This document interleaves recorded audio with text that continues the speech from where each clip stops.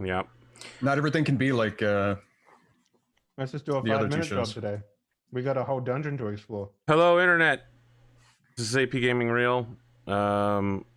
Literally, as I asked the question, we're ready to get started. Drumurboy stood up to go take a poop. So, Man, you're just outing him right there. Yeah. on the internet. Hey, everybody poops, man. He's pooping right now. yeah, he could have pooped at any time. What's that poop to moose ratio, guy? No one's gonna get that joke. They What? weren't part of the. Yeah, Henley wasn't even here when we started doing that. He doesn't know about the badger to poop ratio. Or sorry, badger to moose ratio. Badger to poop. Beaver. Friends, let me tell you something. It's been a fucking horrendous day. I woke up this morning. My mom had arrived. She had gone on my back porch and let my cat go out with her. Now, the porch is screened, but she unlocked the back porch door and walked out on the regular back porch. And when she came back inside, she didn't close or lock the outside door on the screen part. So minutes later, I go check in on some shit. Cat's gone. Okay, my cat is gone. Now I want to explain something here. This is the most spoiled cat in the history of cats. It believes it's an outdoor cat. It's not. It believes that it can survive more than 6 hours without food. It can't. This cat must be fed at the same time every morning a vial of wet cat food. It can't be too wet or too dry. It has to be a specific brand, specific flavors.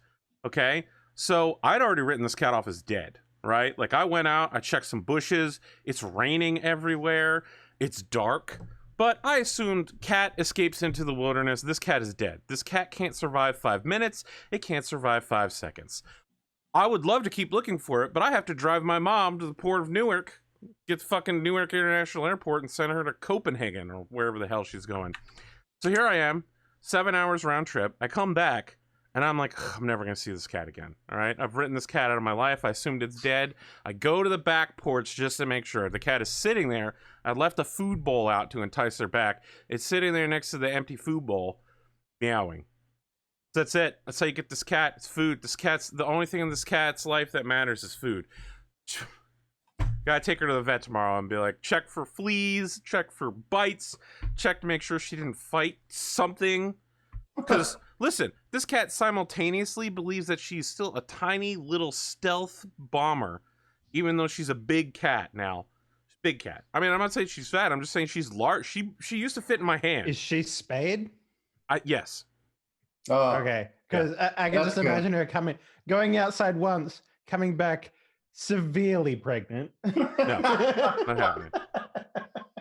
No. She also believes that she can fight things much larger than her. So that's it. That's my day. It's just a giant ball. Of My fucking cat also believes he can stress. fight things much larger than him, and he tries to prove it on a regular basis.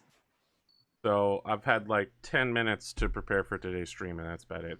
I got to read some Reddit, but not all. I didn't even get to the politics section of checking all of the politics and news for today. Just browsing headlines on Google real quick. It looks like everything is still fucked constantly. Yep. Not even like fuck for the week. Just today. Just today is fucked. Apparently, our all-wise and all-knowing leader had a breakdown on the White House when the House leaders were trying to talk to him about the Syria situation. I don't even know. Yeah, I haven't even gotten to this.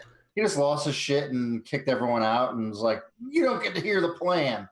That was it. I can't wait to read this news article. Oh, it's fucking ridiculous.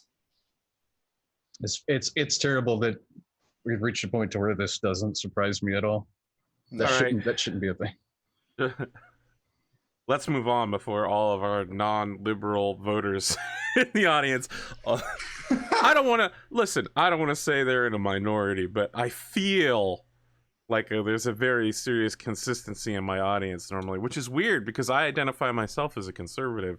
It's just I think that my idea of what a conservative is a global one, not on a American scale. You know, Yeah. Speaking of Americans, I was talking to one of the cast members here, and I tried to bribe him. You know, I tried to offer him something, and he said, "My man, are you trying to tempt me? I come from the land of plenty. I, of course, speak of Henley, who comes from a land down under." Did you try a Vegemite sandwich? Man, I handed him a not Vegemite different. sandwich, but he didn't eat it because no one likes it. Vegemite is literally just salt paste. Now you put some cheese on top of that bad boy. It's not so bad. I mean, I've had Vegemite. You know, on what would be wheat better toast than a and it's Vegemite and fine. cheese sandwich? A cheese sandwich. But and I like how you talk about the cuisine of your homeland. You're like, hey, you put some cheese on it. It's not so bad. No one's forcing you to eat it. That's like let me tell you- 99% of American food, though. Slap some cheese on it. Like, Let me tell you no. about the cuisine of my homeland. Okay, it's literally salt paste, bread cooked in the dirt. Yes. barbecue giant spider. Extremely muscular animal meat. Yeah. You do farm kangaroos. That's the thing. and prawns the size of your neck. Yeah. And that's about it. You know, if an Australian says, hey, you want to eat some shrimp? Bring a fork and a knife. Yeah. Bring a chainsaw. Two prawns is an adult male dish. Mhm. Like, oh yeah, I ordered some prawns, and you get fucking basically just like an arm. Yeah. Is this a fucking lobster? Yeah, there's there's a place down the road that sells hot wings as an appetizer. You could beat someone to death with these fucking things. Like you could wield it as a melee weapon. Yeah. Like, But Arthur, if you really want to tempt me with something, you give me a good animator who doesn't mind working on the lewd shit, and we're good. All right, you give me that. That's look. I've already talked to that bloke about that shit. All right, motherfucker charges way too much. I feel like he charges a reasonable amount because people pay him for what he does. And he's good at it. Well, I guess if it suits your taste. It was too much for where we're at right now. I understand. Instead, all I have to offer you is one multi-level dungeon filled with a rich history everyone will ignore, except for Drumurboy, who might occasionally make notes. I mean, he's got 11 AC now, so that's all he can do these days. So. You know, Dave, I try not to judge characters by their armor class. I judge them by the content of their character sheet, okay? The contents of their stomach after you slit it open because of their terrible AC. Yes, that's what I heard. But yeah, no, that's pretty much me. Arthur, if you want, tomorrow or whatever, I'll have a preview copy of my new game, and I'm giving it out to any streamer, content creator that wants to get in there. I'm sorry. And yeah. If you want in. Which game is it? Aldous. Oh, well, I already kickstarted that shit, so, you know. I can only now see Drumurboy. Yeah, I kickstarted it. That fat which American guy from Last Samurai. Whatever the level is that gets you one copy of Elder's Blood. Okay, no, this is like the preview copy. This is all like right. I'll think about it. Listen, I'll tell you how much time I have to play video games lately. I haven't touched Fire Emblem in like 9 days. Wrong. Wow. Let me tell you something. Wrong. What do you mean wrong? I swear to God, the other night I saw you on there playing that. Henley. No, I've turned on my you, Switch occasionally to see how much power is left on it. And I turned it on for like 2 seconds, and I'm like, oh, that's how much power is left in it. And I turn it on because it's literally sitting on my couch over there instead of in its nice little holster thing where you recharge it. Let me tell you something. I swear to God, I'm gonna go back to the fucking dining hall and go talk to the guy that brings back your servant and is like, they've made X dollars selling an item. You know what I'm talking about? The online part. Oh yeah. I'm gonna talk to that, and they're gonna be like, "Here's $100,000. It's been 2 weeks since you brought your servant back." All right, I interrupted Dave, and no, look, it's all good. It's all good, and that's I'm so pretty tired much right where now. we're at right now. Atomic. Atomic. Yes, unfortunately.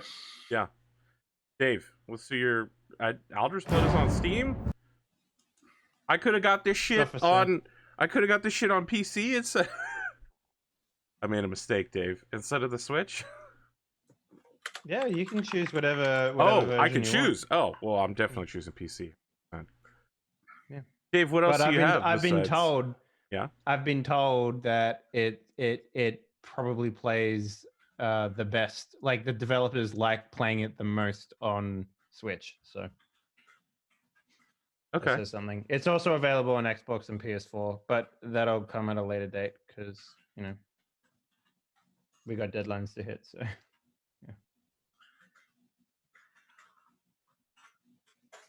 Okay. You got anything else going on? Mostly just like it's a very weird conversations I'm having in the office these days, mostly because it's like I've never talked about porn so much in my life. You know what I mean? Like No, I don't know what you mean, but I find that very hard to believe. yeah, I also find that hard to believe. When you go into the office and you have to sit down and interview people and talk about how they can implement boob physics into things, then you start to get into a realm of like, oh, there's a that's such weak shit. I saw I didn't read it. I saw the headline. It was one of the guys from CDPR working on The Witcher 3 had to walk in and be like, all right, look, someone has to write these sex scenes. Oh yeah, they were like, let's write a dozen sex scenes, and no one would step up. Anything. And instead, we got Geralt in the bathtub with a Geralt in the bathtub action figure. No one wants to write the sex scenes? I find that no one wanted to write it for The Witcher. It's just Look, man, they even did that cutaway during the stuffed unicorn scene. In a game where you viscerally disembowel things in several different cutscenes. Let me just tell you. To be fair, violence is far easier. Writing than violence is writing violence because that's I don't remember why I put these. Oh, I remember why I put these glasses on. You ready for this, Dave? So, Drumurboy, how was that shit? No, I want to say something. Dave, you talking to me about this weak breast physics bullshit. Let me tell you something. There is a visionary game out there that is a generation ahead of everybody else.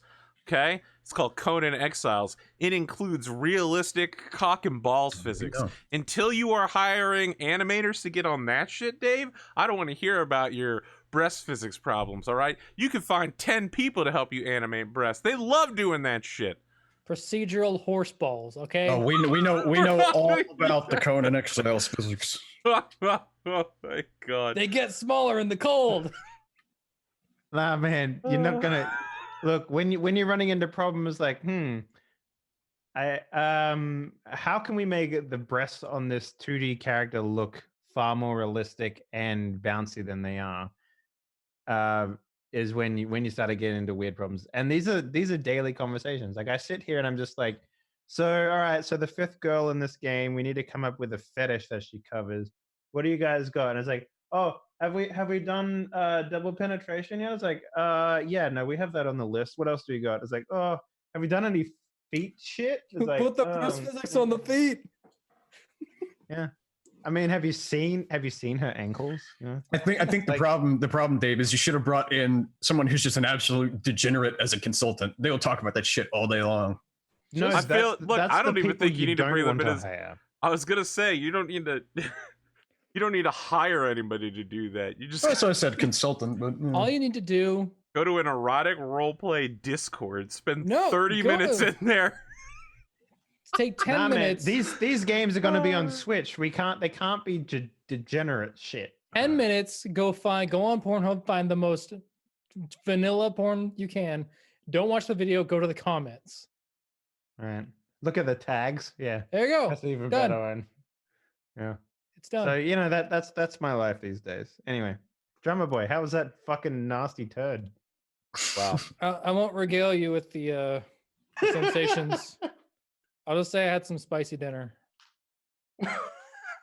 My nose was like, yeah, spice. And my stomach, as soon as I hit it, was like, mm-mm. I want to tell you guys that when I started streaming, I had 3 rules for streaming. There are now 7, including a rule 0.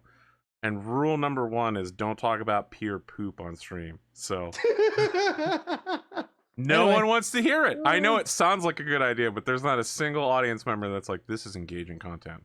As long as you end the story with "I found $5," it's all My good. God.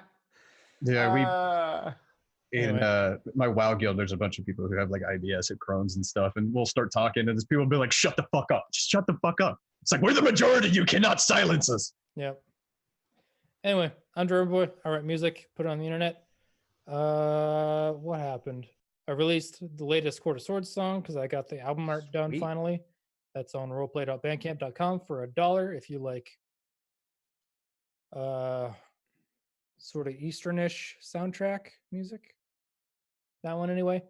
And then the song that I wrote for Roleplay's Baldur's Gate Descent into Avernus, however you say that. Avernus, yep. That kind of crazy power metal song is Ooh, I think it's actually nowhere because the contract with Roll20 is weird. power But metal. I'm working on seeing if I can put that places along with the other Roll20 stuff. There might be some branding or cuts that need to be worked out, but yeah, it's basically if anyone knows Trans-Siberian Orchestra, Yep. Yeah. Personally. imagine if they wrote Halloween music instead of Christmas shit. That's basically Hey what I'm man, for. they wrote the best Christmas song that has ever existed. The Carol of the Bells one. Oh yeah, you know what I'm talking about. Yep. I got to see them on Boxing Day one year. The day after Christmas. Yep, I know what it is. Don't worry. Anyway.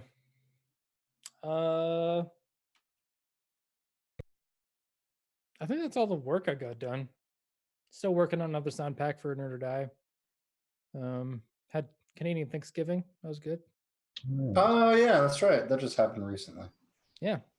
What were you thankful for? Pumpkin pie, man. Pumpkin Pumpkin pie. spice. You want No. on Team Spice? You got that? Not pumpkin spice. I'm not a pumpkin you got spice that guy. spice? You got that? No, you don't. But- You know Arthur, spice. you'd get along so well with my wife. It's crazy. Yeah, I get Okay. along with all the ladies who love pumpkin spice. I'm telling you, we need to have it year round. That doesn't need to be a seasonal treat. Well, pumpkin pie. It's almost like you do actually have access to pumpkin spice year round. But not pumpkin spice goods. I mean, learn to bake. You, what motherfucker bakes pumpkin spice into anything? You put it in your A drink, lot of people. dog. You can do that too. But like pumpkin Look up pie, the blend for pumpkin spice. It's super every, simple. like Thanksgiving and Christmas, pumpkin pie is my freaking favorite. Every other time of the year, it's like second or third, and like apple pie is usually at the top. You can buy like a pumpkin spice syrup to make pumpkin spice lattes on Amazon. In fact, Mm. Well, like, my but fiance like, bought it, and yeah, she bought it 2 months ago Mhm, and was mhm. making pumpkin spice latte. like not even just a syrup, but I mean, like, just like, I can't remember what the exact blend is, but it's like Mhm, mhm. 4 or 5 super common, easy to get things. Yeah, it's like clove and nutmeg and Cinnamon. No pumpkin. and allspice. Yeah, it's something else. super easy. Stariness, the little Yeah. like, licorice thing. Yep, There's yep, yep. there's some I've even heard from friends who've done it. There's even some places, because it's usually still like in the background, you can eat like some places if you get somebody who's not just absolutely burnt out. Even at some Starbucks, you can still just ask them for it, and they'll just slap it in a drink. They don't give a shit, even though it's not advertised. Some places will, some places they can't be bothered. But Well, I finished The Good Place. Then I have to wait a whole year for season 4. Yep. I feel you, brother. Wait, they haven't even finished that. I mean, they're slowly releasing each episode now. Yeah, but not on Netflix. Netflix. Not for us North Americans. Yeah. Sorry, buddy, you get up before us. It'll be available September next year for us. Yep, that sounds about right. September? Yep. Jesus. Let me tell fucking you something. Christ. I still haven't even watched season 3 of the spooky ass Stranger show that Things. normally Stranger Things, and they're already working on season 4. Normally, it takes them a whole year to go to Halloween. I don't know what's going on with this show anymore. Wait. So you don't even have that on your Netflix? We do. I just haven't had time to watch it. I was watching Oh, Carmen okay. Sandiego instead. Why are you laughing? Carmen Sandiego is good. I got Man, 5 I have seasons. so many memories of Well, that it is CD-ROM. Carmen Sandiego. I've got nothing to watch until The Expanse comes back in like 2 months. I got 5 seasons of Peaky Blinders to watch. So Let me tell you something. Okay, I hear you singing that song over there. Hey, that was the theme song Yeah. for the game show. I agree. The theme song for a game show is the good one. She ran a scam in Pakistan. Oh, no. She ransacked Pakistan and ran a scam in Scandinavia. That fucking line. That is lyrical poetry right there. Amazing. That was honestly one of the first PC games I ever played on a Commodore 64 was fucking Carmen Sandiego. Where in time is Carmen Sandiego? Where in time is Carmen Sandiego? Where in the world is Carmen Sandiego? I played that so much. Everywhere. Yeah, I played that too. Yep. That was the #2 best game I've ever received in a cereal box. Yeah. The only other game that came close to that much playtime for me was that Encyclopedia Britannica maze trivia game. Oh, yeah. That one was good. Maybe I Played forgot that one. way too much. That The and that best- fucking bumper car game and Windows 98.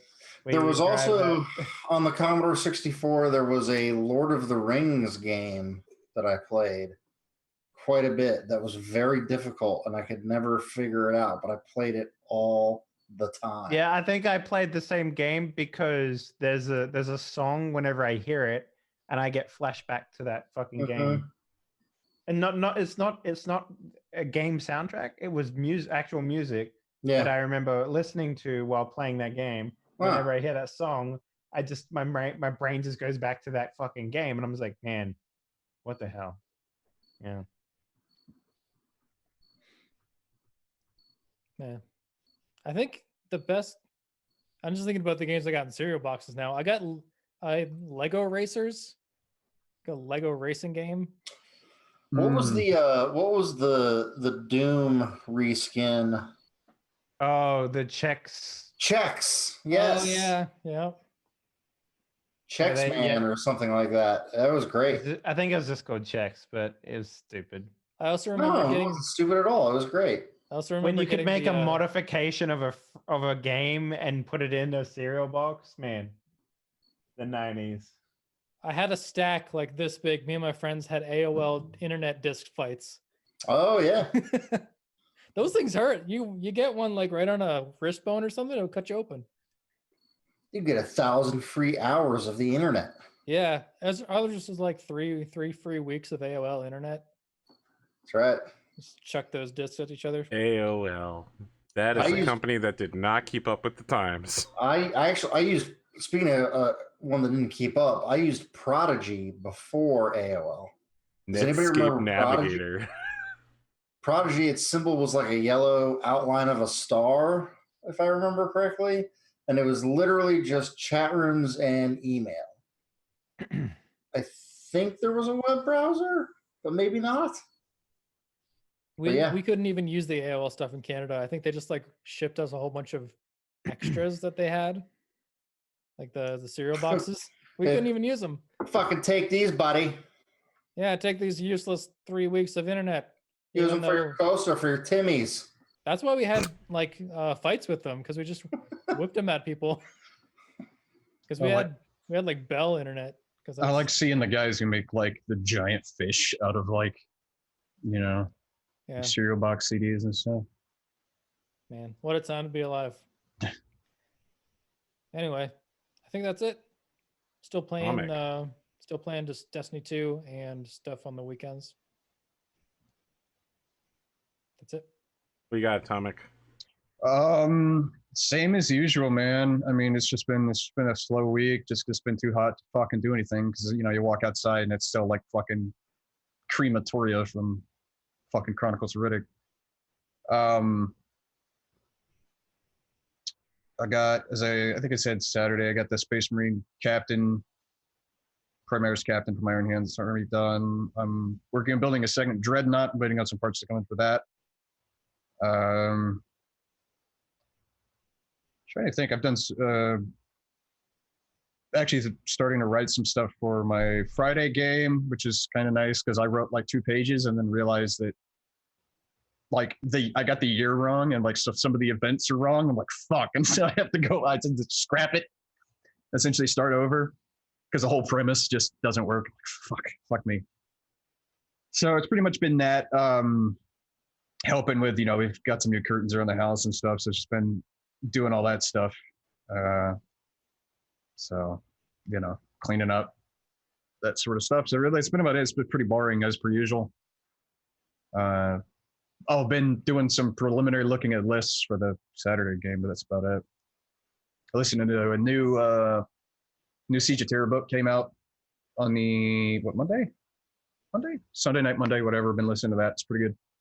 I just want to double check. When you say Saturday night game, you are of course referring to Warhammer 40k Dark Inquisitions, a Wrath and Glory tabletop RPG mixed with Warhammer 8th edition war games, correct? Yes. Okay. With the one and only Leica Centauro, Hero of the Imperium. Hero of the Imperium and Agent of the Inquisition. Yeah. Yes. The one and the same. Listen, I didn't think the Inquisition was real, but if Leica Santoro is an agent, then yeah. I mean, obviously, even I have heard about this man. Yeah. The one and the same. Sorry about all the in jokes, guys. Hashtag Leica Santoro. You got anything else, Atomic? That's been about it, man. It's been pretty slow. Wow. Almost a 27-minute intro. I'm gonna ruin it though by saying something like this. Thursday night, my biggest show, BattleTech, returns for its 4th season. We're coming up on 2 years quite soon.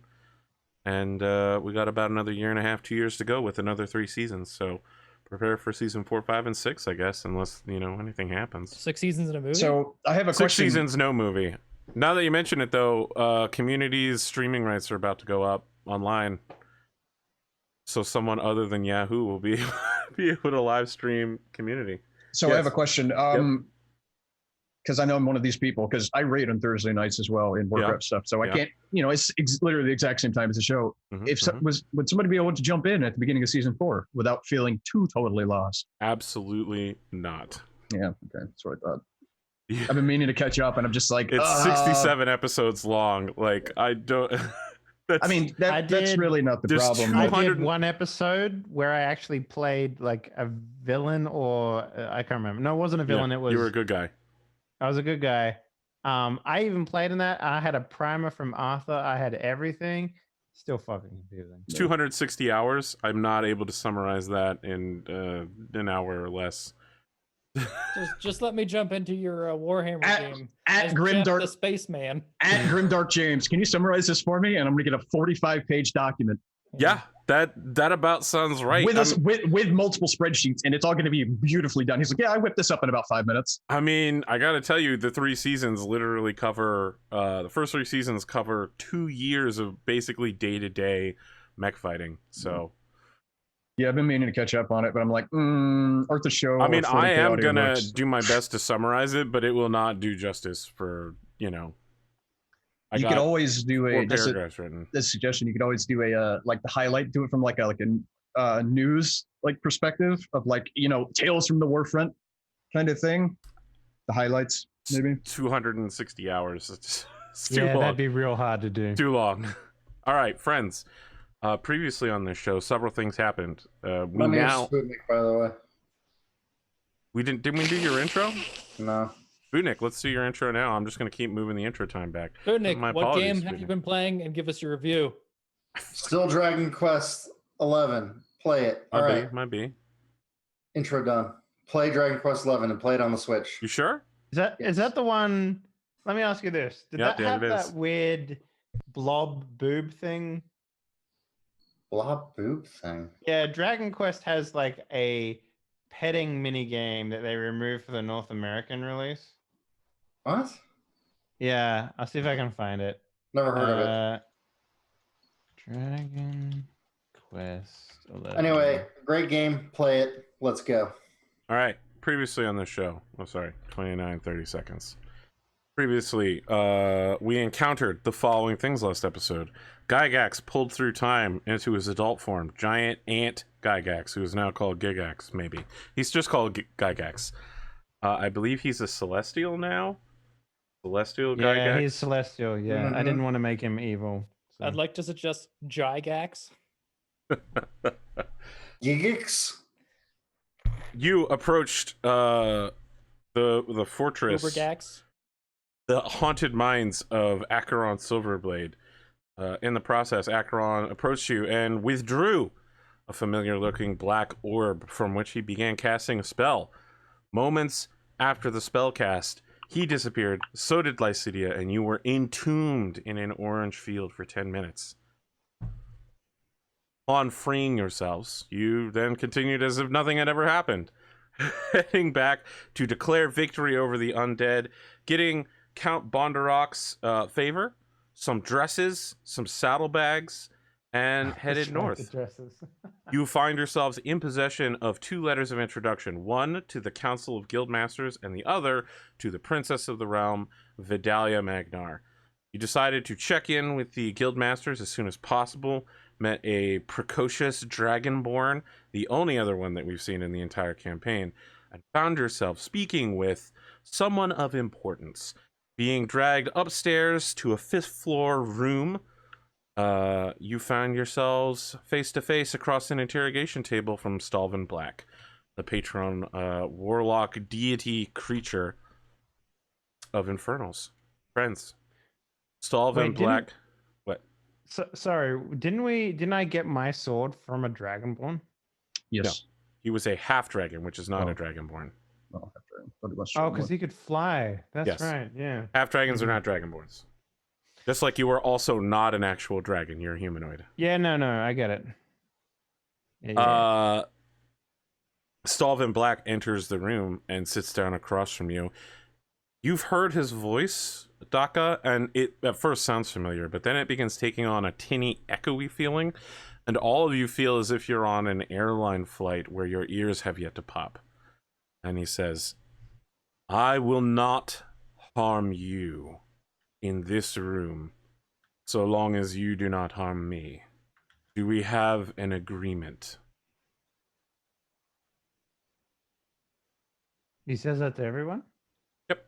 So you guys are sitting 5 in a row at a metal interrogation table. In front of each of you is a place for if you had manacles where they would attach to the table. He's entered the room from another door and is moving to sit in a steel chair across from you. And he says that to the group in general.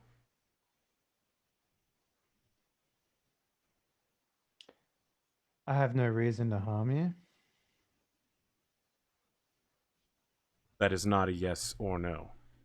And when he says that, there's no echoey effect, but you still feel the pressure in your ears.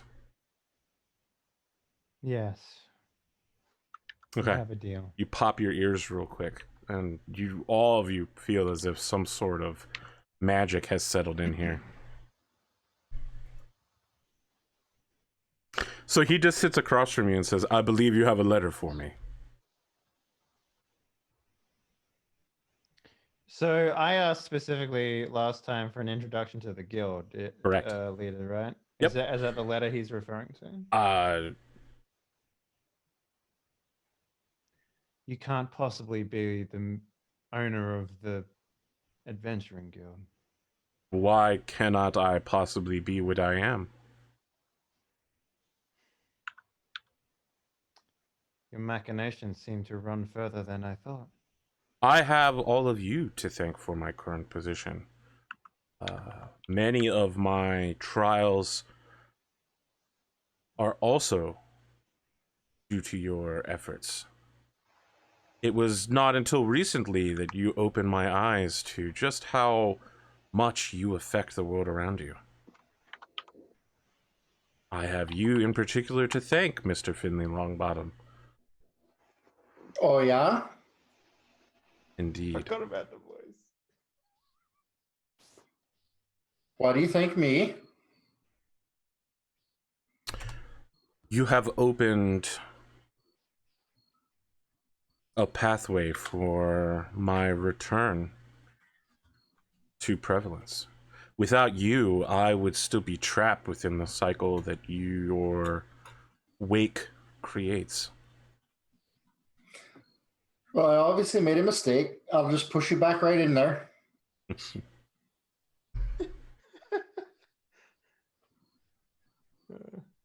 What do I roll to push him back in there? There's no. How would you want to accomplish this? Like with my hands. No.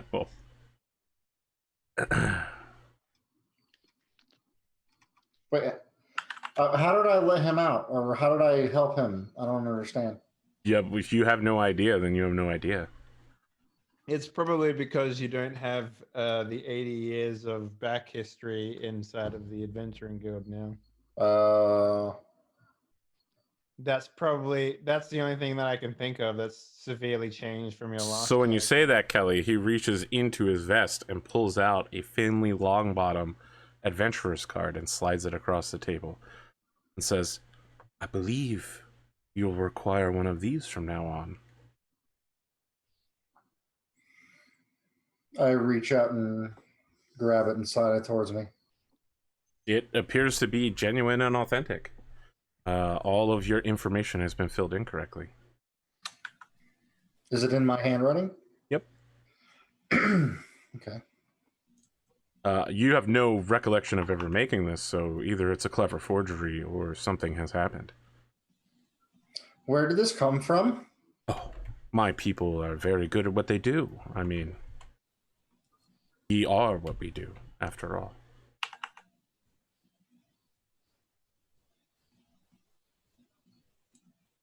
I should note, just for your own interest, that this entire room, ceiling, floors, walls, is all lined in lead. When the doors here closed, it created a seal. None of the outside influences can view our conversation anymore. You can feel at ease. The things that normally follow you and observe your efforts are no longer. How do we know you're not influencing us? I would love to influence you. That's why I'm here.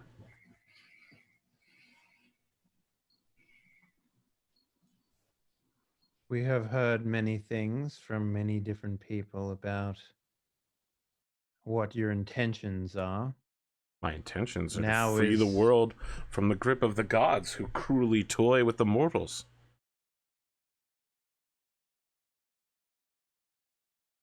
Look around you. We are gods.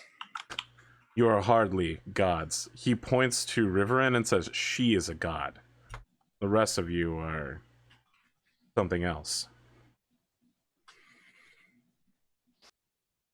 Look around Magnar. What do you see? Poverty, racism. I was born here, a penniless orphan on the streets. Now I am master of the guilds, the head of the council. I lead the largest army in the entire world. I'm the second richest man, and I forge my destiny by defying even the gods to free all people from their cruel grip. Because they call me tiefling, they think that I am less than them. That because I am not fully human, I am diseased. You have been in the influence of the gods. Did you find them to be merciful? Were you granted great gifts and boons by their passing? Or did they frustrate you? Were they using you, toying with you? They killed your father, from what I can tell. Even now, one of the gods hunts you relentlessly, even while the rest try to gain your favor. From what I hear, you've sided with her. I side not with any god. My quest has always been to destroy all of them. Their ephemeral touch upon this world is unnatural. You do realize that by removing death from this world, you effectively put it back to where it was, where essentially only one can rule over everything. You That's believe exactly that to why- be true? Such false tales? Look around you. If I were to kill the god of the tempest, the rain would still fall. If I were to kill the god of nature, the brook would still babble. You think these things are guided solely by the gods? They take credit for the works that nature creates. They are not its masters in the sense of creators. They're only its masters in the sense that they enslave these forces.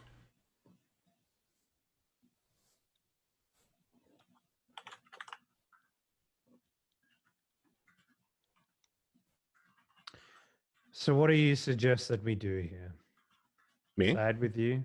I would prefer if you sided with me. It would fill me with bountiful joy, but I can tell by your faces you have little love or trust for me. Instead, I am here to offer you an exclusive Adventuring Guild contract.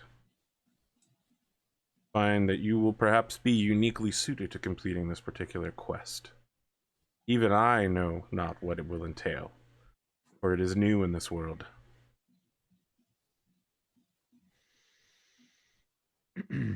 I'm I'm not sure what to say to this man, Arthur, to Yeah. be completely honest with Uh-huh. you. Yeah? It's at this point I'm gonna look over at Daka, because the Daka that we all know and love up until this point, and maybe excluding his new character, had a Had the a biggest, vendetta. yeah, beef. the biggest beef with him. Like I know personally, or Agram went along with it mostly just because the guy had wronged my boy, and it's like, well, fuck that guy, And the original Kelly had his thoughts, and you all know what that was. Gen 1 Kelly. Oh yeah, that reminds me. Cottontail is working on finishing all of your Gen 1 character cards, so we'll have those. Just in time. Well, when I commissioned them, we were moving at an odd speed. Yeah, well, I mean, to be fair, the last It like, happened suddenly in the middle of nowhere. Yeah. Well, the last 4 sessions have had more development than let's say 4, 5, whatever. So what does Ducka's face look like? Are you stonewalling us literally? Yeah, he doesn't like emote very much in this form. Hmm. Is Daka's memories like still of his backstory? Is it all still the same, or is this completely new? You have the memory backstory of the original Daka, but I mean, you already know that such a backstory is completely false and has been implanted in you. But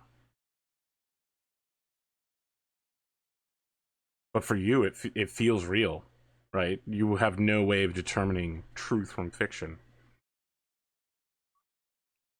Well, then they'll just say, until there's more information, I still plan to kill you. Yeah, that's unfortunate for me. You're some sort of god. You could do away with me right now, couldn't you? Your unique efforts have made it a risk to maintain the bulk of my power. I have no doubt that I could slay all of you here in this room with some effort, but to destroy you completely would be a great and grave risk that I'm not willing to undertake. More importantly, as I've alluded to several times, I would much rather have your help. There is no reason for conflict between us, even if you don't agree with me. Why exactly would we help an enemy of ours? Why would you name me an enemy? In what way do I oppose you? Your tyrannical rule over the lands that we've visited multiple times over. That's probably a good starting point. My tyrannical rule. A war every year. A war every year, and you blame this on me. From where are you getting your information? Do you not lead the demon army? I lead the armies of the free people. Where do you think these wars come from? I do not start them. This kingdom sends its troops every year in order to defeat my villages. These people yearn for freedom on the border. My troops come to protect them. The human armies and their auxiliaries and mercenaries and adventurers come every year in a pathetic and paltry attempt to conquer them. They make no real effort. They're just looking to lower their population and get rid of the weakest among them in whatever noble games they play. You truly believe a conflict could last for most of a century without one All side? right. Okay, I've heard enough. Do you If you truly believe really- humans are this organized to think up this scheme that you've implanted? Have That you they would- seen humans? Have you Yes, seen they're their level of stupid. corruption? Corruption, yes, but they are not near smart enough to take on this multi-year campaign war to slay off the weaklings Oh, to come yes. after you. I wonder if there's some sort of god of war that might be forcing them forward through visions and exhortations. If you really wish for us to see your side, perhaps you should allow us in this life or another safe passage through to these lands of yours so that we could see for ourselves what exactly you are protecting. Perhaps. If I offered you safe passage right now, would you trust it?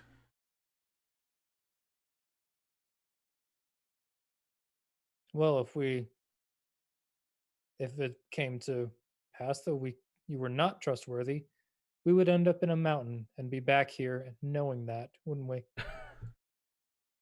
It would be a waste of all of our times. I have an We have nothing alternative but time. proposal. Well, perhaps you do. I no longer have nothing but time. There is a item, which I believe you are intimately familiar with, called a sarkor. Yes? Yes, we are familiar with such things. I've discovered the location of one, and I am willing to offer you first strike at it. Free right of salvage on anything inside, and a bounty should you return with the item. All I ask is the box that it came in. The container? Yes. And just to be sure, we are free to inspect and open said container? You would not be able to get your magical item inside without it. I would suspect that opening the container will undoubtedly prove to be a challenge in itself. You will find that the item inside is quite rare and valuable. Not only is it a sarkor, it was reforged by the dwarves into a magical warhammer called the Honor Gavel of Sykuno. Can I rack my memory to see if I have any information about this, Arthur? Oh yeah, make a history check. You're a scholar. You did a shitload of research. Yeah.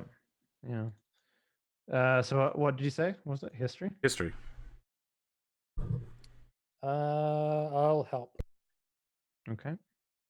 So this isn't you racking your brains then. This is the two of you sitting together and like talking about this real quick. Yeah. Okay. All right. You guys have a quiet conversation real fast. You get advantage. 20. Yeah, this item does exist, but it's mythological. So there is a fallen dwarven clan which was lost once called Clan Uthin. They set out to create a colony.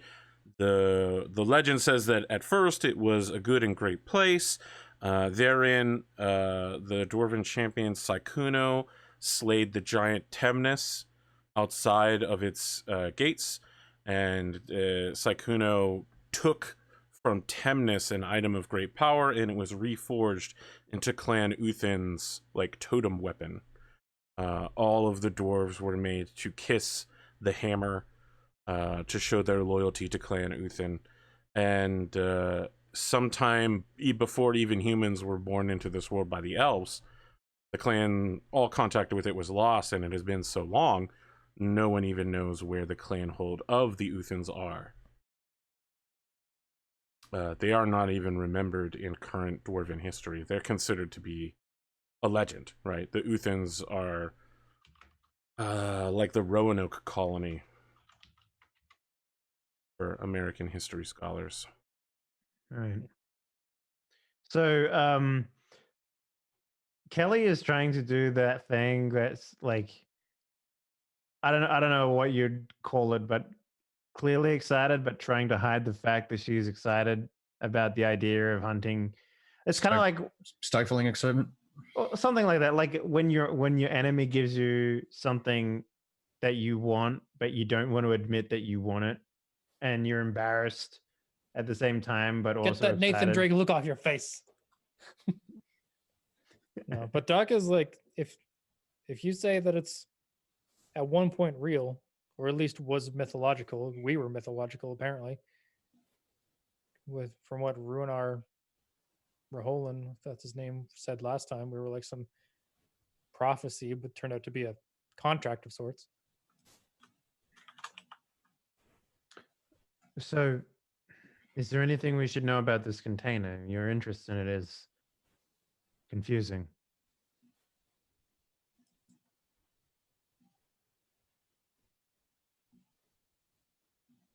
The container. How can I say this? The container is quite adept at shielding items of power, and there are some things I would wish protected. Are you unsatisfied by this arrangement? It is a matter of trust between our two groups, my Army of Liberation, my Adventuring Guild, and your party. If you want to arm us with magical weapons to more quickly dispatch you, be my guest. Well, He just sits there passively giving you a fake ass smile when you say that. I would be very willing to assist you with this. And I would also be very willing to see whether or not your claims of this war effort is true. Look around you then. Walk among the people of the capital. I mean, humans are pretty stupid and petty. It is not just humans in this world. I wish for all nations and peoples to be united, and there is resistance in other lands as well, but none oppose me so foolishly as the humans of Magnar.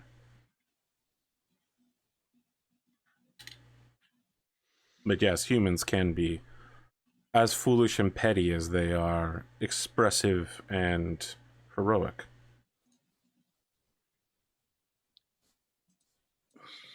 And you said there was a bounty attached to this? Yes, 1,000 gold. All right. You are in agreement then. You wish to complete this task. I think so, unless any of my companions have grievances. He reaches into his vest on the other side and pulls out a stack of papers and lays out a pen for you. Which of you shall be managing this particular Adventuring Guild contract? Please remember to keep an accurate record of your adventures. I I will. assume all three of us. Oh, to Dhaka? Yeah. If it gets passed over to me, I'll like shift it over to Kelly. Yeah. Kelly's a scholar now, so yes. Yeah, I guess. Well, I Okay. took a lot of history skills and stuff, but like I don't want to be the lackey for this asshole. After you sign it, I'm putting the name in chat, in Roll20 chat for you. He provides you with a map to the location of Bar Uthan Umthral, known in the human tongue as Granite Hold. Okay. It's located northeast of Magnar, somewhere at the edge of Orcish lands. Okay.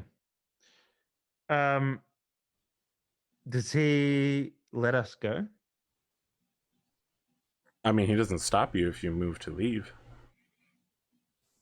Yeah, I think I'm ready to go. Yeah. I'm not sure what being in this area of his actually does to us. So I'd be willing to leave. Yeah. I'm just assuming it's like we promise not to harm him, and if we do, it backfires, whatever. Yeah. Also, how do you guys feel about me inviting the other Dragonborn? Sure. The more the merrier.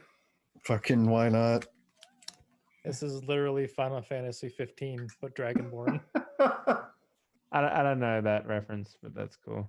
It's I like don't four Hop in the Or- car. Yeah, four man. young men in a road trip across. Let like, me a tell you fantastical something. Land. The very opening cutscene of Final Fantasy 15 is 4 bros pushing a car while listening to "Stand By Me." Okay. They got the I legal get- rights to play the song in game. So yeah, I'll go talk to our Dragonborn friend, which I believe her name was. I thought I wrote it down. Maybe not. It's been 2 weeks.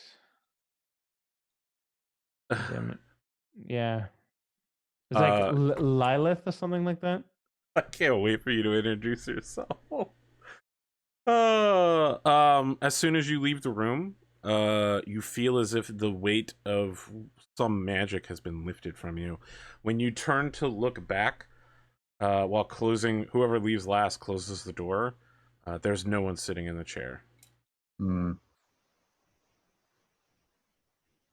Yeah, so I mean, Riverin has silently been accompanying you to this meeting and back downstairs to the guild hall, but has nothing to say. Yeah. Just so you know what? I'm not gonna tell you what her name is. If you didn't write it down, if you don't remember, I can't wait for her to be like, "Bitch, what's my name?" Dude, it's been like 2 weeks since we fucking You played. can't remember someone's name after 2 weeks? That's me. That's my I was problem. about to say, that's literally I can't Yeah. remember No, I'm there. anything. I'm there. Yeah. I can remember stupid bullshit details. Faces and names? Nope. Nothing. Yeah, you head back downstairs, down 5 flights of steps, and you find yourself back in the main guild hall, where during your meeting, it seems that things have quieted down here. People are beginning to either head out to whatever inns or taverns might serve them, or to sleep somewhere. Okay. Is she still here? She is behind the bar again, where Okay. the adventuring bar, not the drinking bar. Mm-hmm. I'll go up and talk to her again. She's like, "Oh, hey, what's up, bitch?" Listen up, Skank. I've got this great new mission, and I'd like for you to join us with it. It's not very often you run into another Dragonborn. So. Yeah, I'm sorry, I don't ever leave. I think I might have mentioned that, but I mean, sure, I get it. Traveling with smelly humans is one thing, but fellow Dragonborn. Come on. okay. Make your persuasion check. Come on. Come on. Come on, do it. What are you waiting for? Persuasion. With Okay. That's a 12. There you.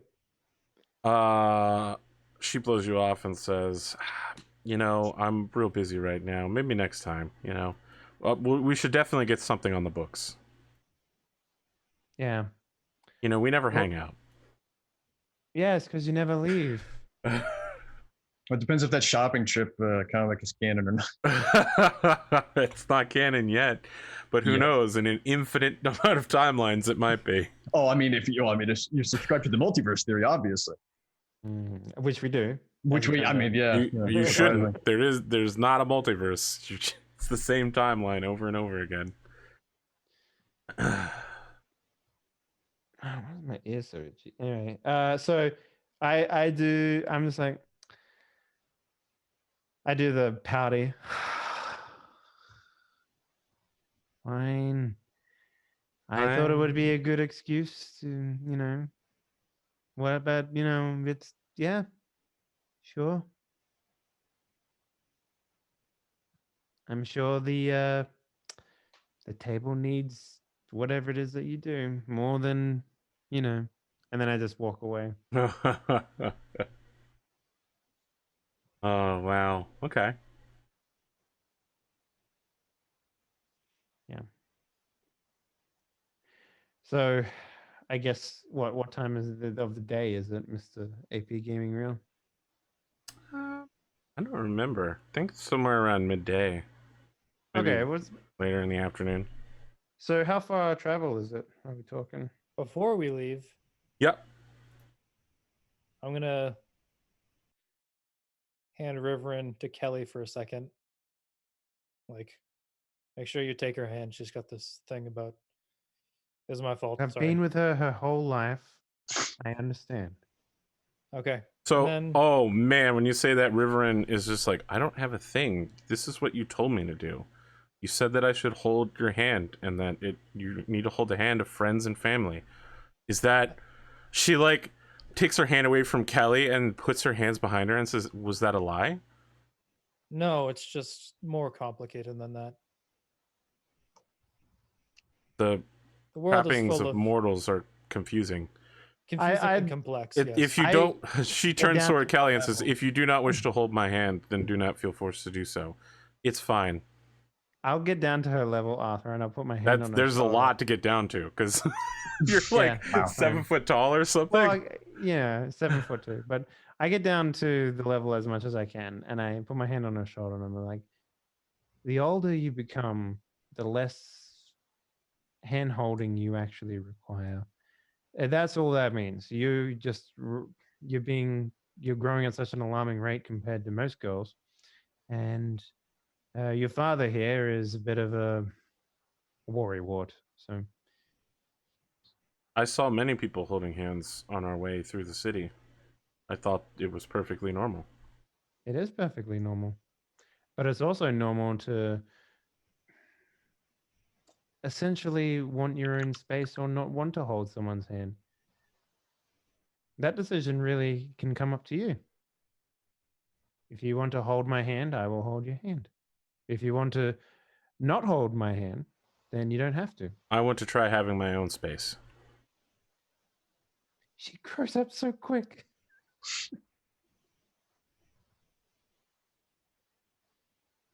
Wait.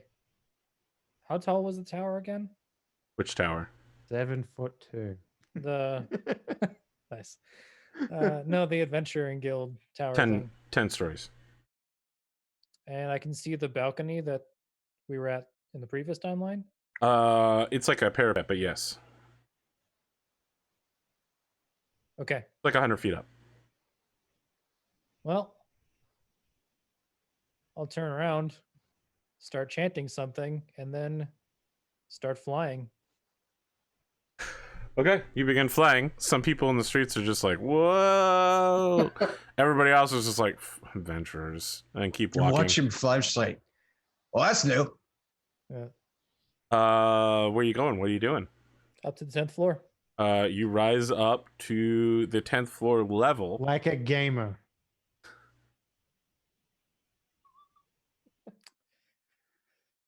Was that a Raise Up Gamers meme joke? Yeah. God. God, Dave. I'm just seeing like if this is a place that I can get into easily again.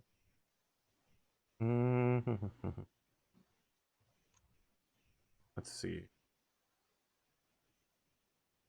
As you get closer and closer, you hear a voice call out and say, "Turn around! Do not approach this roof. You do not have authorization." It's just restricted airspace. Unidentified flying human. What do you do? I guess I look in to see if I can see what that was. Make an Arcana check. 15. Yeah, you recognize that as a magic mouth spell. It's not something you can use. No access for warlocks, except maybe as like a ritual. but it does make a 25-word message appear out of a invisible magical mouth or a mouth-like object. Do I know it's dangerous? It seemed to have happened automatically once you got to a certain distance, unless there's someone you don't see right now invisibly casting it. I'm gonna ignore it and go in the room. Very well. When you go to land on the roof, I don't know if I'm gonna land though. I'm gonna levitate. So I got flying for 10 minutes. May as well use it. so you hit the roof. You notice that there is a teleportation circle system here. So it can be somehow magically, you don't know how it works, but the teleportation circles can be rotated to offer access to different locations. You don't recognize the symbol that's currently up there. And there is a shack-like door that leads down into the chamber proper of the Guildmaster. So this is the room that we were in last time. No. The room you were in last time, you teleport circled onto the roof, and then you went down into the Guildmaster's library.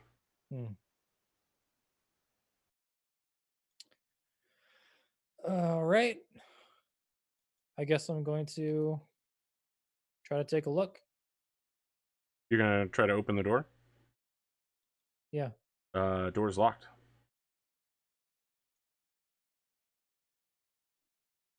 Was there a window to the 9th floor? No. Fuck.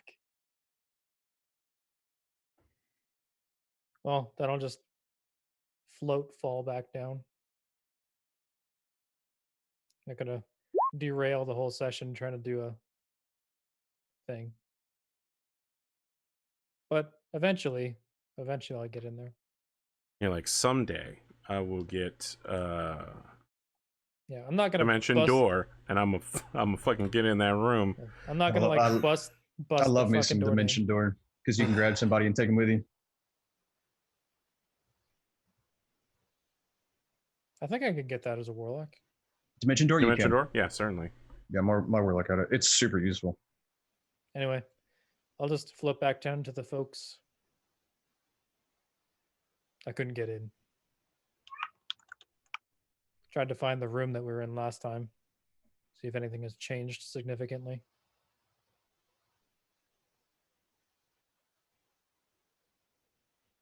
The So, teleportation circle's still there though. So if Well, we that's ever good learn how to to know. use that, yeah. Shall we make a move then? yeah. There's nothing else to do. I think so. Let's get moving. I'll offer my hand to River, and if she doesn't take it, then I'll just yeah, cool.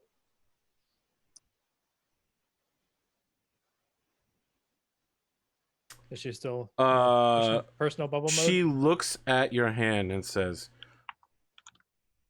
I do not wish to be a burden to you, Father. I would like to practice this having my own space for a short while. We'll see how it works out. That's fine. Then she raises her chin towards you and looks slightly away and begins walking back towards your cart.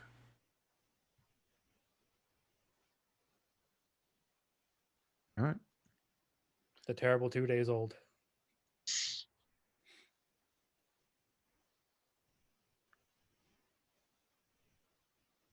What's the plan, friends? We know where we're going, right? Do you? We have a Uh, map. Well, there's the We know eastern where part it's of the supposed to be. Orklands, right? So let's head that way. Yeah, So I've circled it on the map. Granahold. Yeah. It is right here.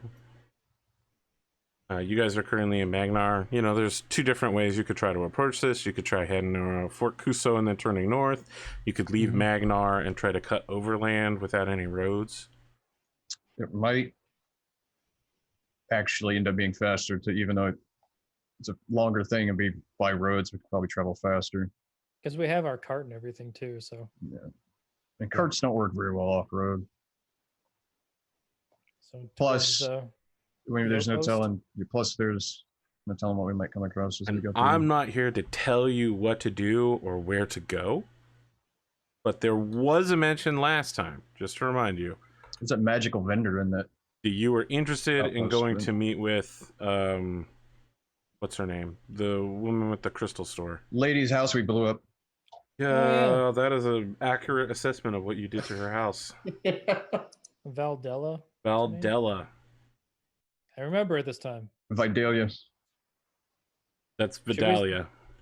Should we stop by there first just to like see what happened? I'd kind of like to know. I mean, we what pass happened. it, right? We pass it. It's north So- out of town. You would have to go out of your way a little bit, like an hour or two, but it's certainly possible. Are there any like smaller? I mean, because I see like a little bit of a road coming out of Magnar between those two fields. Yeah, Like it's just like I mean, it's like taking the back roads. is what I that mean. road will get you to a village, and then you have to go overland. Well, it's a town. Sorry, it's a small town.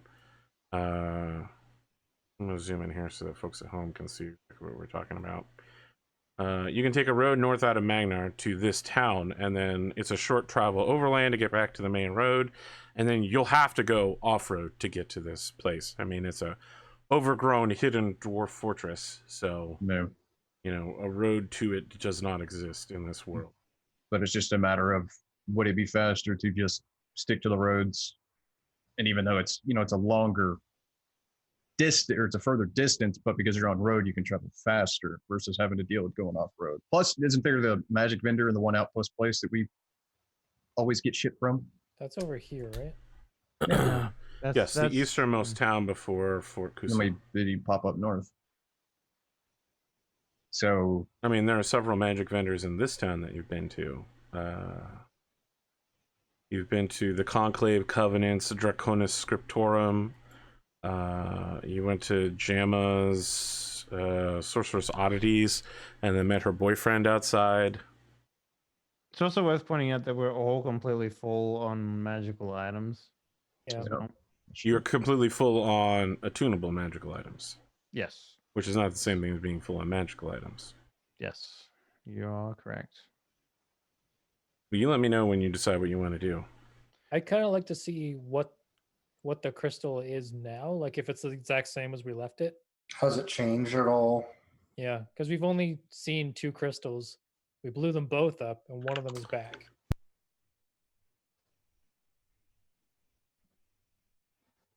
Well, I'm okay going either way, but I would like to get some XP eventually. Yeah. Mhm.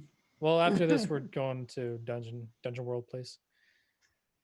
Okay, so we'll stop As in. Drumurboy has alluded to, I've prepared new character sheets in the Dungeon World system for all of you, and I hope you're good at rolling dice because we're switching to 2d6 for everything.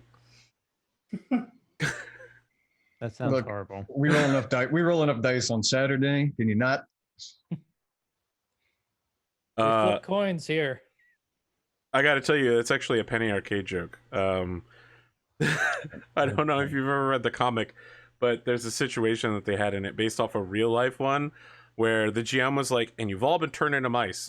So it was like, I don't get a save. And he's like, okay, make your save. And the guy was like, oh, I failed. He was like, all right, so you're all turned into mice. Well, now that you're all mice, it's a good time to talk about playing Mouse Guard. And they were like, did you just railroad us into playing Mouse Guard? And he was like, yes. What's the plan? You know, there's two paths or more before you. I mean, I don't know. So Maybe at let's some point you go- guys are just going to be like, you know, that halfling village in the West Coast sounded really good. I want to go get some cinnamon. All right, so They got everyone pumpkin wants to pie go- there. Yeah. They have pumpkin spice available if you- all if- year round. If you guys really want to swing by that, whatever. I just want to see if the crystal is like before, and just be like, "Oh, wrong shop," and then get going.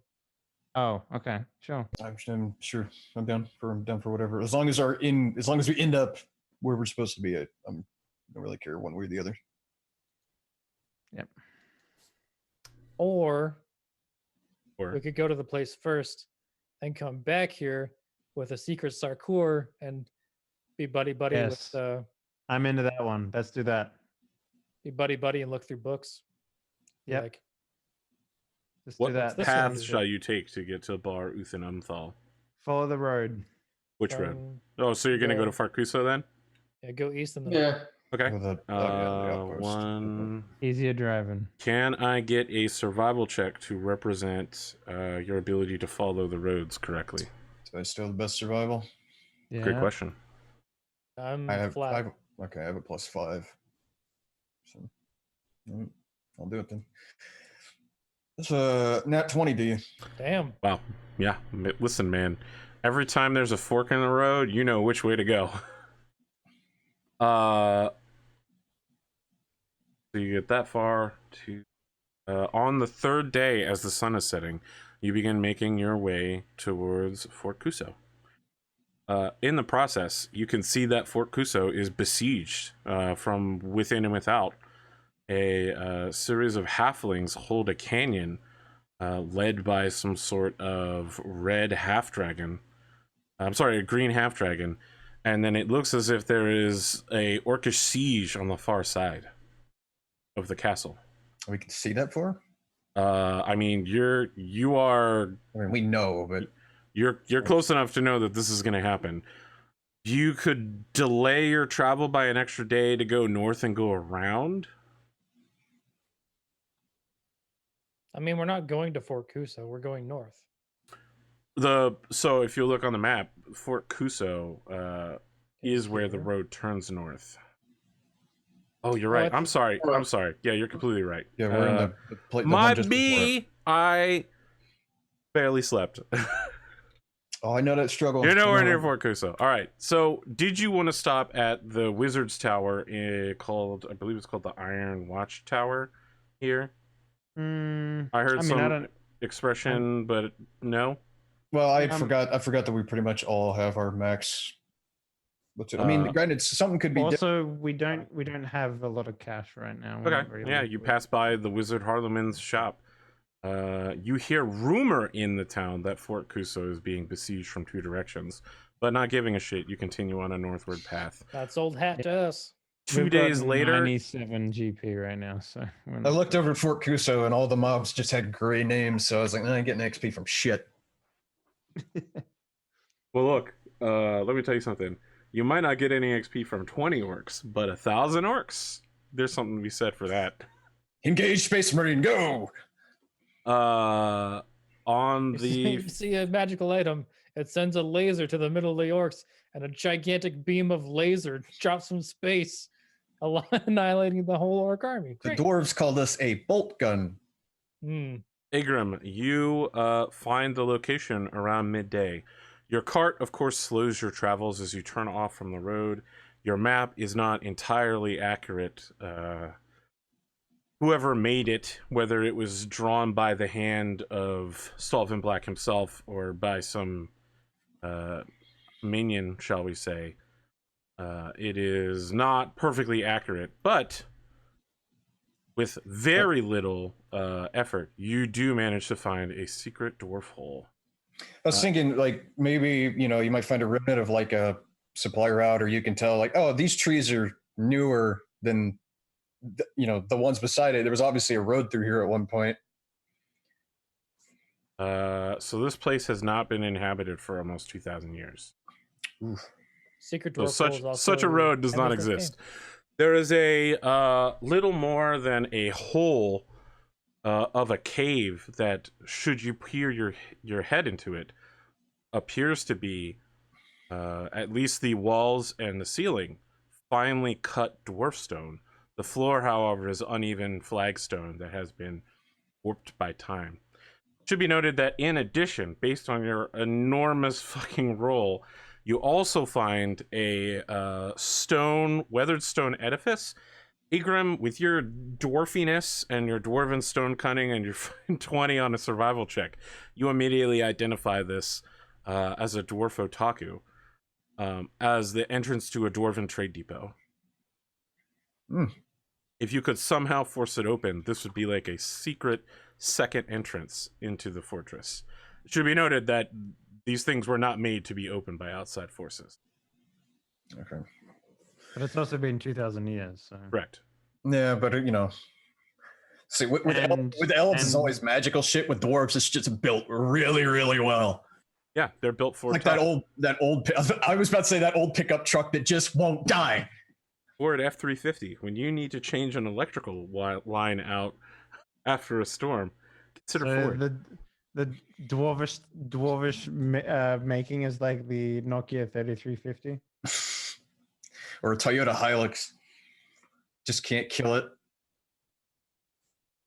Riverin is taking a piece of chalk and making a chalk circle around. So she's taking the chalk, turning it into dust, and making a circle around the cart. While all of you are taking off your backpacks, leaving them on the cart, stretching, preparing your weapons. Do we want to try this and see if this door might be able to budget? Sure. We have to spend a terrible time doing it, but it might. There's a chance it might be loose, or the ground is shifted. If the flagstones are uneven, who knows? Foundations shift every time. Do we specifically know it's like 2,000 years old, or is that just like a meta thing you're telling us? Kelly and Daka determined that this fortress was lost to legend and myth before humans came about, which was about 2,000 years ago. Okay. Yeah, I didn't hear that part. I didn't hear how we knew. So I guess we'll go down in Well, I guess Kelly and Agram, I assume, are the swollest of the group. Okay. You move down here. So this is like a rock sticking from the ground, like a vaguely triangle shaped if you looked at it from the side. And you can see that if it was worked correctly, it would open like a gaping maw and create a pathway you could take a wagon down. You would know that this requires not only immense strength, but dwarven mechanisms in order to open it. Like some lever must be pulled on the inside. Yeah. Some machinery of steam would be Mechanical required leverage. in order to... Yeah, there's just something to make it several tons of stone move very easily. Yep. How do you plan on opening this magical device? I mean, even before we try, I mean, I want to, look over the. I mean, can we even see where there's where two? Is it one piece or two pieces? Does it open like two sides, or is it just one big piece? It's two pieces that have interlocked like teeth. Yeah, I'm a lot thinking like sci-fi, it's a lot like crossing a major bridge nowadays, where the pieces fit together like that. Yeah. Something is forcing them together. Yeah, no, I got you. I guess grab a handful of dirt, throw it over the join to see if there's any air going back and forth that might give away that it's... There appears to be no airflow coming between them. Okay. Well, we could try forcing it, but, Do you have any equipment to help you do this, like crowbar? Let me double... I don't have it on my sheet. Let me check D&D Beyond. I mean, if it's not on your D&D Beyond character sheet, then... No, I mean, it's not on my Roll20 sheet. That's what I mean. The only thing I have is Explorer's Pack, which has... Because I used to have a Mountaineer's Pack, is what I'm saying. I might still have it. Let me check. Nope, doesn't have one. But I have a shovel. I'm not sure that'll help, though. Oh, I guess I don't. If you wanted to dig a whole new dwarf hole, a shovel would be accurate. Whole new dwarf hole. It's like a foxhole, only angrier. Whole New Dwarf Hole is the second game in the Dave's Sucks Game Company. Oh, God. It's not a bad name, I guess. So yeah, I guess if we can't open this normally, You're really quiet, Dave. Yeah, I don't have open this normally, then perhaps we should just go in the normal way. Yeah. That's my vote. I didn't really want to spend a whole lot of time with this, but it was worth a shot just taking a look, taking 5 minutes. By the time you are done looking it over, Riverin has completed her chalk circle and is now sitting on the cart, reading one of Daka's books.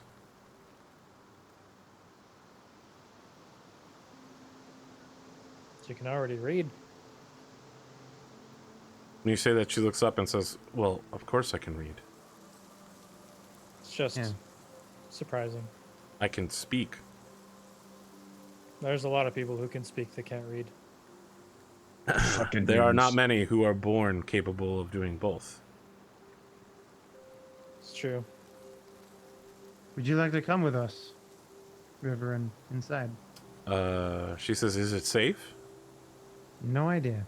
Last time you made the stupid ant drag me away. Is it safe? Dwarf Fortress, 2,000 years? Hell no.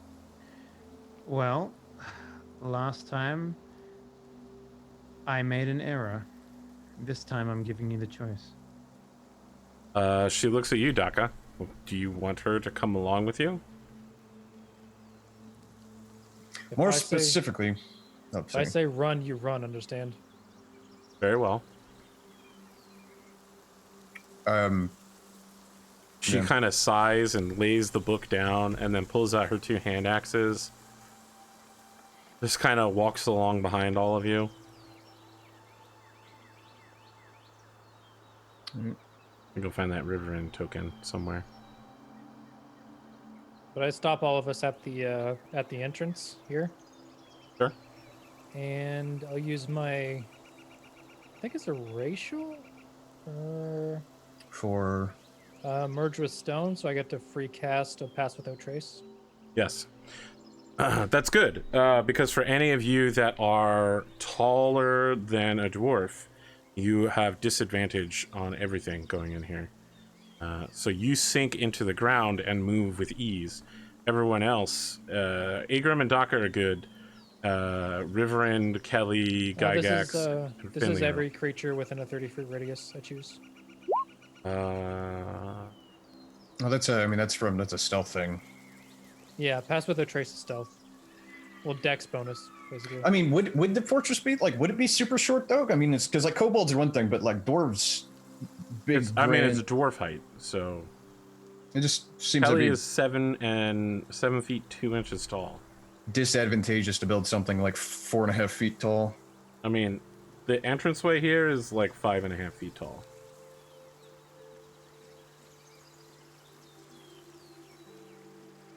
Pass with that. Yep. So you're casting Pass Without a Trace on everybody? Yep. Okay. Should What we does that all- actually mean, though? Can I like It's- swing a sword through stone? No, it's a Uh, plus 10 dex to stealth checks. Yes. Nice. Okay. I mean, I'm still at disadvantage, so. So he Uh has Earthwalk, which lets him move without disadvantage. huh. The rest of you are at disadvantage moving about. Riverin, Agrim, and Daka are not. Finley, Kelly, and Gygax are. Okay, so I'm at disadvantage for moving and attacking. Correct. Any physical movement based. All right. That's fine. That's what I get for being 7'2". So you Big. know, big Well, old chum. I don't know if I saved that Riverin image. I guess maybe I didn't. you the chunkus among us. Yeah. So I guess the order, we need a vanguard as well, most likely in this place. So how do you want to do about it? I can. You should I probably can- still go first, because like we're not going to leave you behind, and you're kind of a front line. So All right. Well, we've got 2 meleeers now. Let's talk about vision, because of course, the front end of the hole is illuminated, but everything else is in darkness. Well, I'll get dark Everything vision. else has dark vision aside from me, so I can just pull the sword out and just. use Okay. that. And that's like 80 foot, so. I mean, well, the problem is I mean, if the whole point is to try and go in stealthy at first, having a torch attached to the front of your face. Look, me walking around at disadvantage with stealth and then also disadvantage as well is not going to be any better. So. well, with pass without trace, the creature that receives the bonus doesn't leave behind any tracks or any other traces of their passage. So like no sound, No no scent. footprints. Okay. So like you can be like bumping around and loud and it still wouldn't matter. At least for an hour. Yeah. Well, whatever you guys decide would be best. We don't have a rogue anymore, so... So, Daka, correct me if I'm wrong. You can see 120 feet with your super dark vision. You Yep. can see stepping in and out. The flagstones are uneven, but there's a slight change right at the edge of your vision. You can see that there's some location that is made of fertile dirt. Is that 120 feet? I think it's longer than 120 feet, but just assume that at some point. Just Okay. It's 125 feet. Okay. Just assume you can see the very edge of it. Yeah. I'll let the party know that there's a difference in stone near the back. Well, I can't really do anything about it. I can't see, so... Well, I mean, to your point, there's enough space here we could have both myself and you. So I can, I mean, either or. Relay Plus, information. I also have Spidey sense, for what it's worth.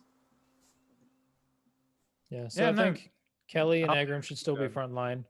We'll Okay. just be moving a little slower. Yeah, okay. We'll be right behind you. So where's Gygax going in this lineup? Are you leaving him outside?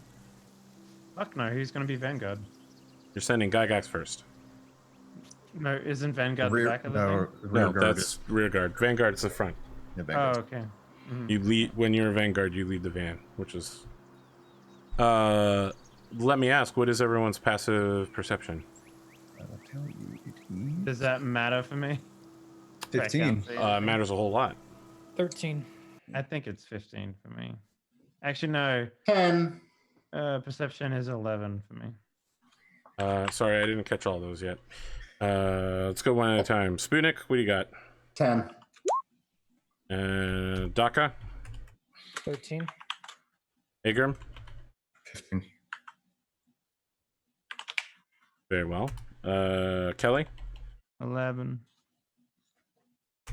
all right. You tell me how you guys want to do this. We walk down the tunnel, I guess. The leading group is Agram and Kelly Yep. with the flaming sword lit. Yes. Very well. Sure, why not? Agram, Right. when you reach about this location right here, Okay. you can see Kelly is like any normal non-dwarf. Kelly is literally about to step on a very obvious stonefall trap. As soon as she puts her foot down on a pressure plate, the stone in the ceiling is gonna chomp chain stomp her. Whatever those things are called from Mario, she's about to become flattened paste. And you can reach your hand out and be like, no, don't. No, yeah, I'm definitely gonna do that. Okay. If you guys want to move your tokens up there. Yeah, it's right here. Igram, your passive perception is so great, you can literally see every trap located in this area, which is every single tile. It's a crisscross minefield. They go cage trap on the left, stone trap on the right, then flip sides and flip sides and flip sides. Every other is cage trap, stone trap. Yeah, that's not good. You have no idea whether these traps might still be active. But the Yeah. pressure plates are definitely there, and you're like, no, I can see all of Yeah, this. I'm gonna say we err on the side of caution. We have to I'm figure gonna something else out. Just reach- because I'm going to reach my hand. Agram feels a hand on his back and a whole bunch of whispering. Suddenly, Agram can fly. Take He's broken broken. Agrams. I'm usually just I like to imagine he's so confused at first he just kind of tumbles. He's like, what the hell? He's just Daka, when pass- you oh, do so, I've always wanted to do this. I grab you. are you and just I gonna toss push you. him? A dwarf tells him, throw me! I need you to throw me! as you do so, your passes out of trace ends. Is it concentration? Yes, flies concentration. Yeah, it is. That's why you can no longer cast flying invisibility. Agram, if you want to fly to the far end of this, that's Yeah, Fly to the other end, see if there's a lever or a switch to turn it Yeah. off. You'd know what it looks like. Yeah, I will. So, I mean, same here. I mean, assume that line's supposed to be on the square. So, Yes. right? Yep. Okay. You land on the far side of this. Yeah, I'll start looking for. You can see the weird dirt-like area up ahead, but there's no obvious lever at this location. No button, lever, nothing. Your dark vision 30 feet or 60 feet? 60. Okay, then you actually see a bit farther. No. You definitely see someplace that was probably like a small farm Like location. Okay. Internal firm. Yes. I shouldn't really be. I've mentioned these before. I shouldn't really be surprised. Dwarf Otaku here is like, actually, the farms were shaped in this particular manner. Plump Helmet was grown here around in all seasons in order to make delicious dwarf beer. I, of course, prefer to add salt to mine. Literally talking about how the dwarves, like in between, like two valleys, like super high up where there's like open sky, they would build, like grow shit to make like mead and stuff, or like keep bees or whatever.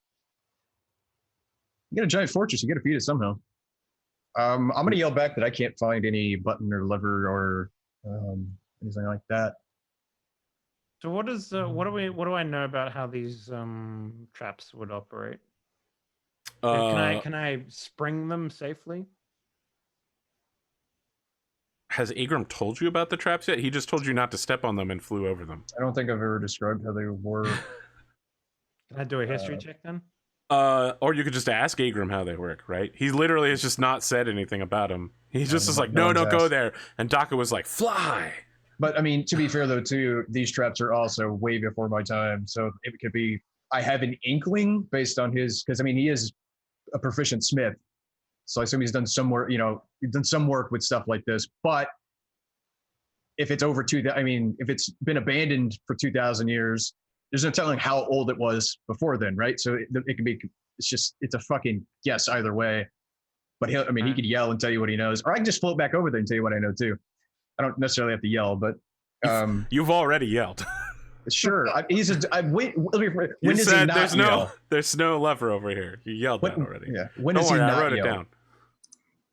But yeah, so I'll ask, and you'll tell me that, and then I will I guess attempt to spring some traps using my glaive.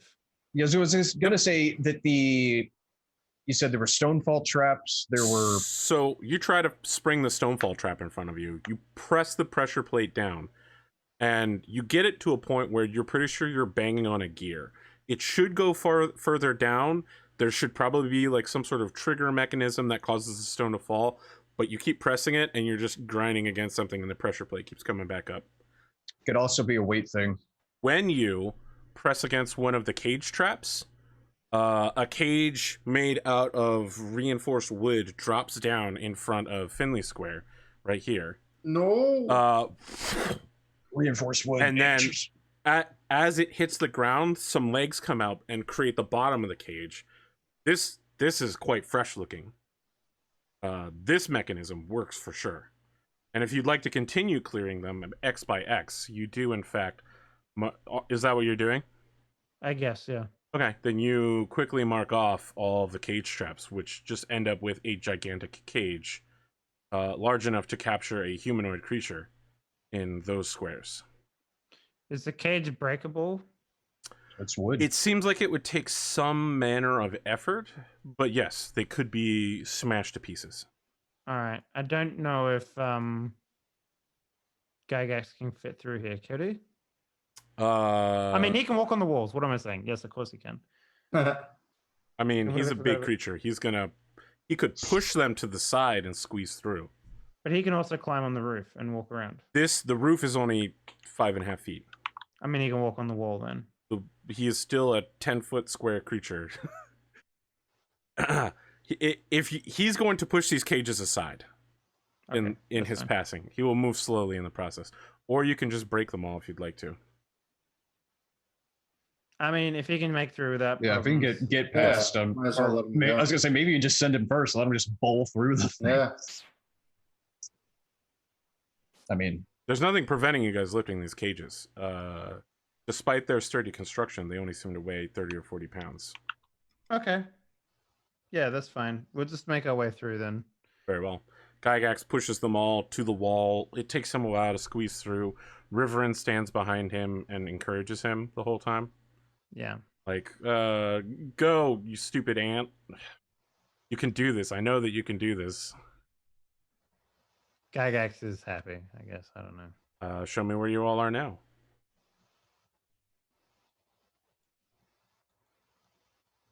Ah, A few forward there. yeah, we'll move forward. Up to say here. meh. Yep. Get over there. Here. You easily find this farm-like area in the far corner of the...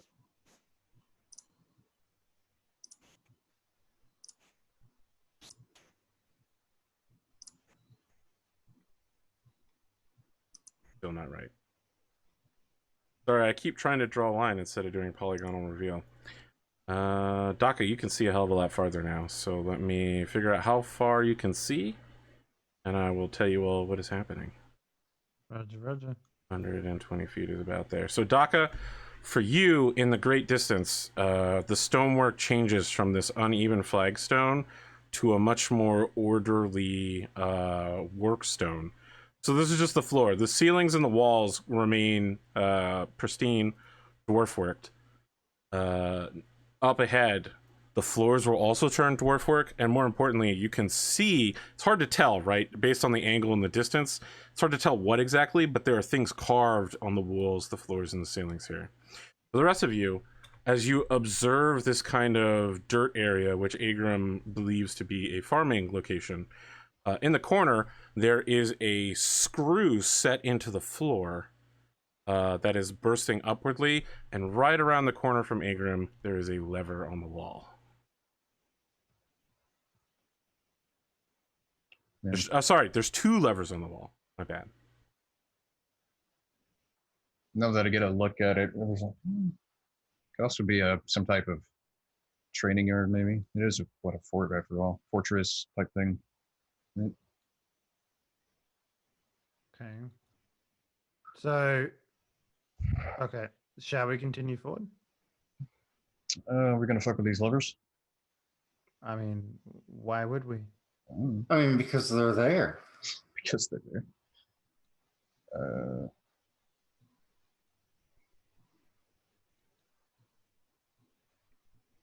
Does Do you want to screw pull look one? So like, just like a screw engraving or a screw? No, there's a physical giant screw set into the floor coming. So there's a hole in the floor. The screw is coming up through that hole out.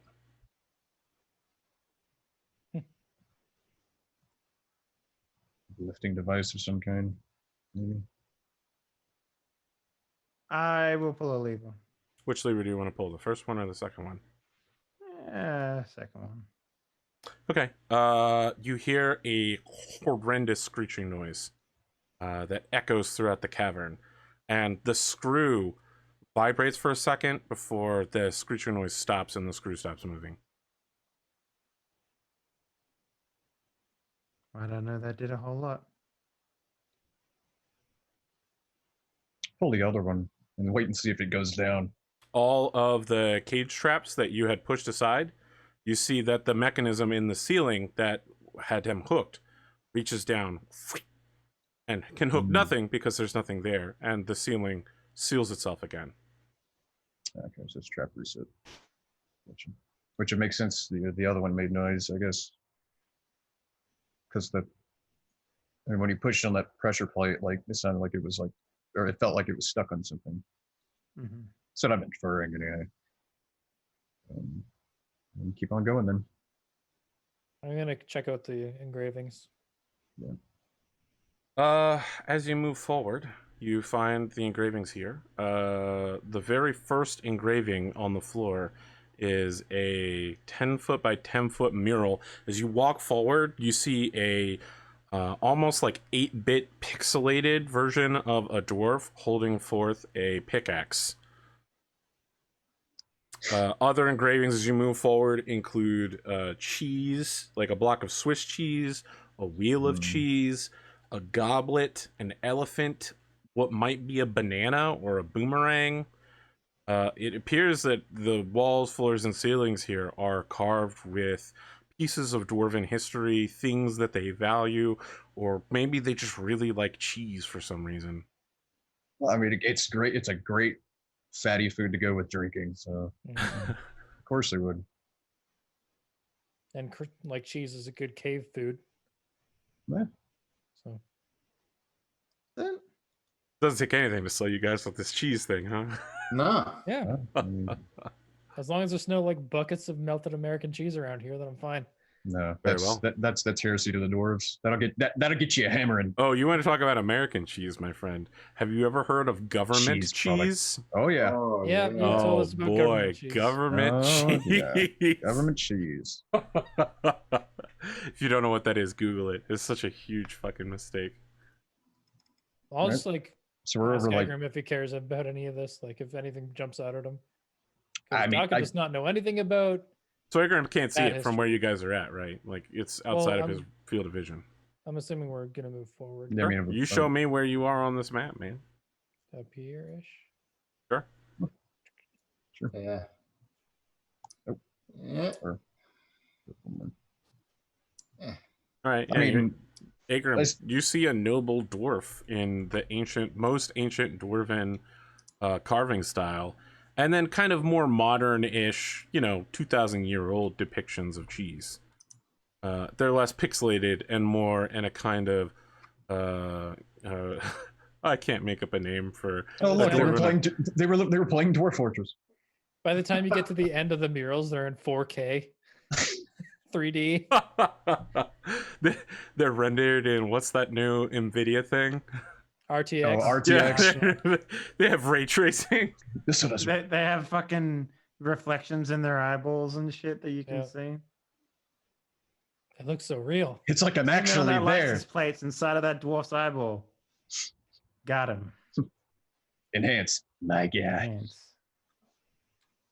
I mean, I like to think that I see some of these things. I'm like, okay, dwarf cheese. The cheese. All dwarves love cheese. I gave myself 120-foot square, so that's how far I can see. Ooh, Damn. Yeah, that's big square. That's super annoying. You can turn it off. Okay. Everything is shaded yellow now. Just assume if it's in line of sight, he can Yeah. see it. He can see Can- space and time. So we're just moving up. Yeah. Can make it Yeah. a gray. How about that? Better? We'll see.